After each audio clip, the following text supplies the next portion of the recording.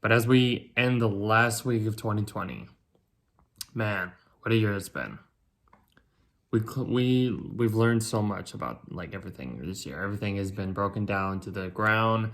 And it's taught us that we need to restructure and rebuild everything. Everything new. We need to start from scratch. We need to do something new. But as 2020 closes, we've learned a lot about how to restructure certain things that needed to be worked on. So we can move forward into the new year and beyond.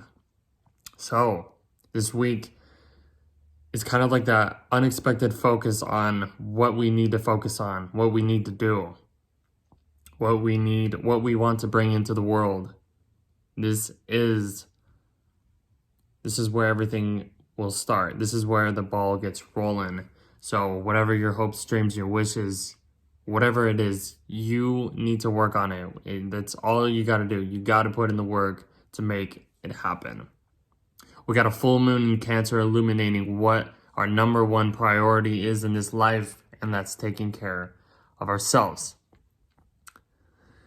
It's a big, emotional, sentimental, very nurturing. It's always nice around this time because it's around Christmas. It's always nice to be around family, friends, anything that just brings you, anybody that brings you joy and happiness.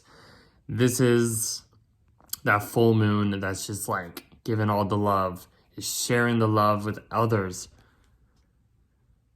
We do have a few confusing aspects between Venus and Neptune, which we'll talk about in a second, but that can be a little irritating at times. But there's more releasing to do than we think. There's more stuff that actually needs to be released so we can make room for new stuff and enjoy it, So the week starts off with this Sun trine Uranus. Any good aspect to Uranus is like, it's just insight. It brings positive changes and excitement to whatever you're doing, whatever you want to do. It's unexpected things happening. Increased intuition and flashes of insights lead to self-discovery and revelations. These insights combine with increased self-confidence to allow you to express the more unique and quirky side, if you got it, of your personality, So your perception skills mean that you can better understand studies of science or astrology or anything you're trying to do. This is just like you're understanding what the groundwork you had to do the groundwork for this to understand what you need and what you want to work towards, It's that light bulb moment, It's understanding what you want to focus on. And we just had Mercury trine Uranus, so this is a mind, unexpected, mindset coming to the light. That light bulb moment with Mercury connecting with Uranus. Because Mercury's like that lower mind, the basic thought process, the analytical, mindset. Making that trine to Uranus is like the higher mind, the mind that sees the big picture, understands that. So when you combine like Mercury and Uranus, it's always a sweet aspect between like your mindset and like unexpected things coming to light. So the next thing that's really happening is that full moon in Cancer. And this full moon in Cancer, man, what is this? What does this mean? So the moon's home in Cancer. The moon rules the sign of Cancer.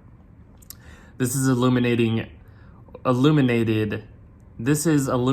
what started or took place on the summer solstice and the following new moon in Cancer we had this past summer. We had 2 new moons in Cancer, and one of them was a solar eclipse, which brought crazy new changes,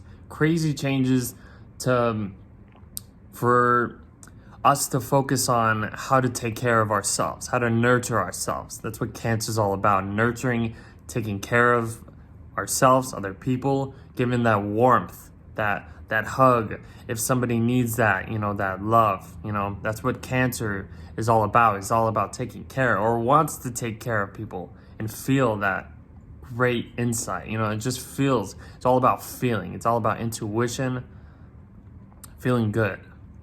So we had that, the solar eclipse in Cancer on the summer solstice this past summer, and it brought changes for all of us.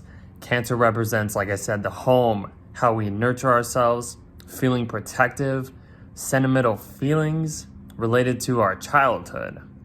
Like I said, whenever we have a full moon around this time, it's always around Christmas. It's always just a great time to just be around your family, be around your friends, sharing that love with each other, just feeling that wholeness with all of you.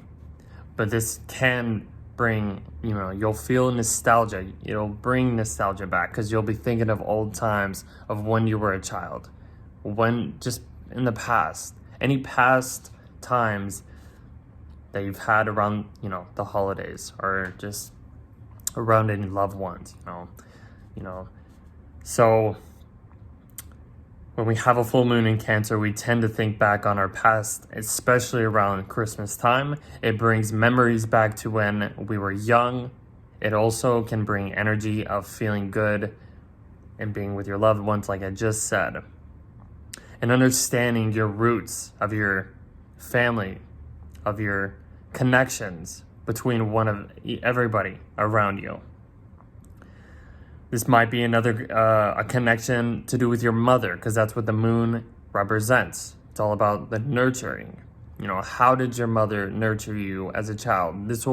You'll be thinking of those memories, of growing up and having that nurturing of your mother, and how she helped you with everything. And so this will bring deeper connections by loving, your mother. Tell your mother you love her if you do. I love mine. Connections with your mother cause, that's what Cancer basically represents. So this is just like, shining the light on all those emotional feelings of just, sharing that love, bringing that love to others. This full moon will bring lots of emotions, but it'll bring into fruition of what started this past summer with those 2 new moons in Cancer. It's a good time to be with your family. This full moon is the first one in over a year and a half where it's not an eclipse. I just said that we just had one this past summer, but that was the solar eclipse. That was basically a new moon. This is the first full moon in Cancer that is not a lunar eclipse. So it's not as crazy. It's just a normal, nice full moon in Cancer. When we had the lunar nodes in the Cancer and Capricorn axis, it was all about taking care of ourselves, balancing out work and family, and just bringing that to a balance. Now that the lunar nodes are in Gemini and Sagittarius, that's another story. We're not going to talk about that, though. Anyways, this is helping us take care of ourselves. This won't be as intense. It's just a normal full moon, but it will feel refreshing. And we'll look back on the year and see how strong we've gone through and how much we've gone through, and seeing that we can go through anything. If we can get past this year, we can get through anything because of how strong we really are. It's all about nurturing ourselves, and this full moon in Cancer brings more love to ourselves and for others. So if you, like I said, and just said, our number one priority is to take care of ourselves, to love ourselves first, and then we can share the love with others. So if you want to feel love, you want to be loved, you have to be love before you can receive love. It's just the way it is. And this moon is making a sweet sextile, an opportunity to the planet of unexpected things, Uranus, insights. This is This gives us an opportunity to be flexible and remain open to new ideas. You'll feel free to explore new unexpected possibilities, and you'll have better emotions, better insights for other people that come into your life, or just for the people in your life right now. The next thing that's really going on is that confusing aspect between Venus squaring Neptune. So back when Venus was in Gemini for this past summer, it felt like it was in Gemini for a very, very long time because of the retrograde of Venus. So it was like in Gemini for like 2-3 months or whatever. Anyways, it made like 3 squares back and forth to Neptune, and it was just confusing. There was lots of just illusions, and like everybody wasn't focused. Everybody, like, especially because of this past year of like the pandemic, and everybody's just like, we want to get out there, we want to do what we want to do, but we were locked down, we were blocked, we couldn't do anything. So when Venus went into Gemini, everybody started to do like just everything, because Gemini is just all over the place. And that's how Venus wanted to express itself. But it made that square to Neptune, and Neptune kind of made everything foggy. It made everything confusing. Now we're getting this again while Venus is in Sagittarius. So same things are going to be coming back up. This is a confusing transit, and it can result in insecurity about yourself and how you look, or just insecurity about being around people. But don't let that take over you. Others might, see you in a strange way, or you may feel strange being around people. You're going to be confused. But you need to be mindful. You need to be conscious. You need to have patience. That's a big word, and that's a big thing that we've learned this year. You need to be patient. So, whatever is, whatever's confusing you during this week, whatever's, kind of like not making sense, there might be a tendency to over-idealize romantic interests, but this is where Neptune comes in and says it's only an illusion. It's not going to make sense. Neptune always brings that confusion that just doesn't make any sense. So, so just be mindful. This is a sign to trust. This is about trusting the process. Okay, so Neptune is like squaring the lunar nodes. Neptune's in Pisces. We got the lunar nodes in Sagittarius and Gemini. So this axis between Sagittarius and Gemini is all about knowledge. It's all about learning stuff. It's all about beliefs. It's all about just learning something new, and getting it's all about beliefs and knowledge and education and all that stuff. And Neptune's right in the middle. Neptune is making 2 squares, in between the nodes. So a lot of things don't make sense right now. A lot of things don't make sense right now. And this process is going to be, going for the next 2 more months. We've been in this for the past couple months.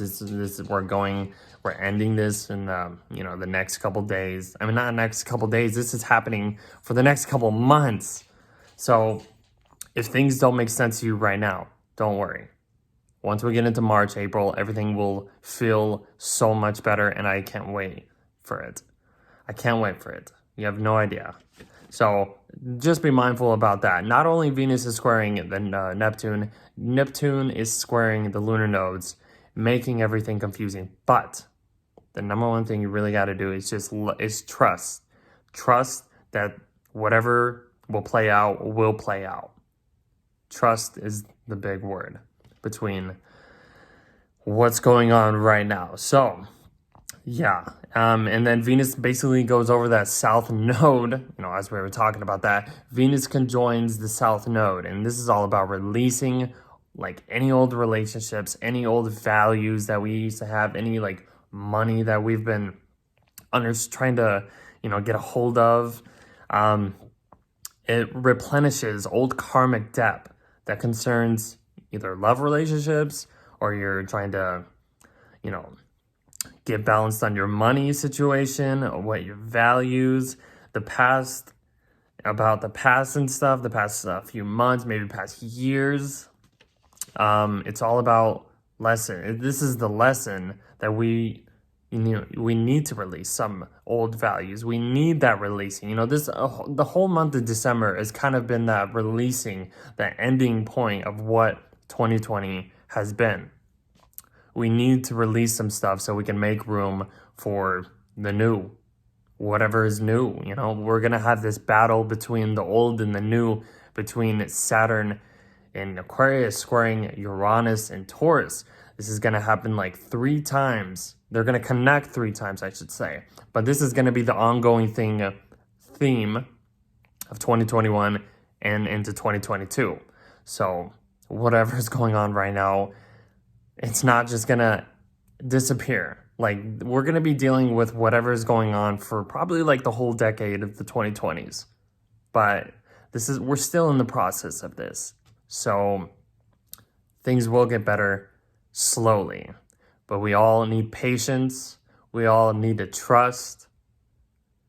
One thing that's actually ending on this week, I should actually mention before I, go into...